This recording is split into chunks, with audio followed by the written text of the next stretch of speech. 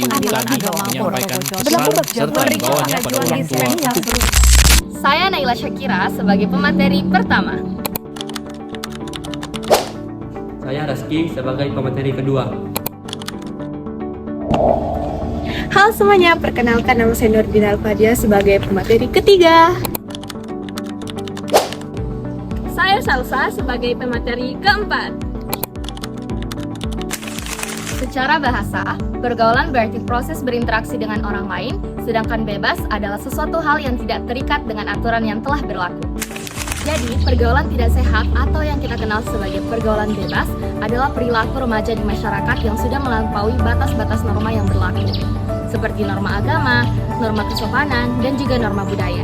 Jadi, tidak sekedar berteman, tapi sudah mengarah ke hal-hal yang negatif dan bisa merugikan diri sendiri maupun orang lain.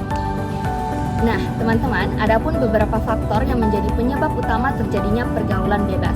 Yang pertama, yaitu sikap mental yang tidak sehat.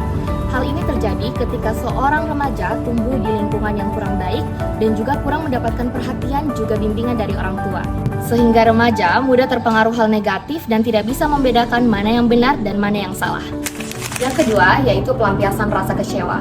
Ketika seorang remaja mengalami masalah di lingkungan sekolah, pertemanan maupun keluarga, tapi tidak bisa mengelola emosinya dengan baik, mereka cenderung melampiaskannya ke hal yang salah, seperti pergaulan bebas ataupun ke lingkungan yang negatif. Dan yang keempat, perubahan zaman. Di era sekarang, teknologi dan media sosial berkembang sangat pesat.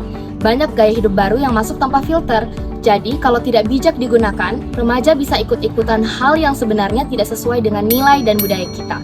Tanda pergaulan yang tidak sehat biasanya terlihat dari 1. Menghamburkan uang untuk hal yang tidak bermanfaat.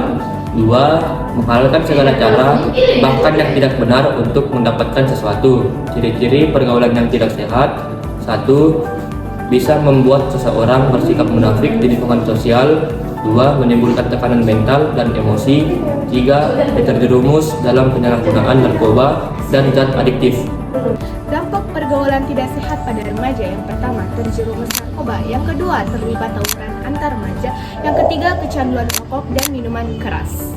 Seiring berkembangnya zaman, pergaulan tidak sehat pada remaja semakin mengkhawatirkan. Hal ini dipengaruhi oleh perkembangan teknologi dan kemudahan komunikasi yang membuat para remaja semakin bebas. Oleh karena itu, perlu adanya upaya untuk mencegah dan menanggulanginya melalui beberapa hal.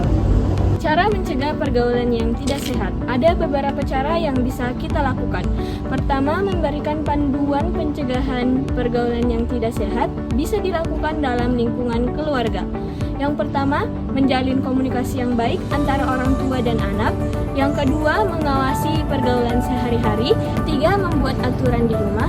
4. Memberikan pendidikan seks sejak dini agar anak tahu batasan dalam pergaulan dan bisa menjaga diri dengan baik. Misalnya, memberikan batasan waktu hangout atau nongkrong anak bersama teman-temannya. Yang kedua, pentingnya peran diri sendiri.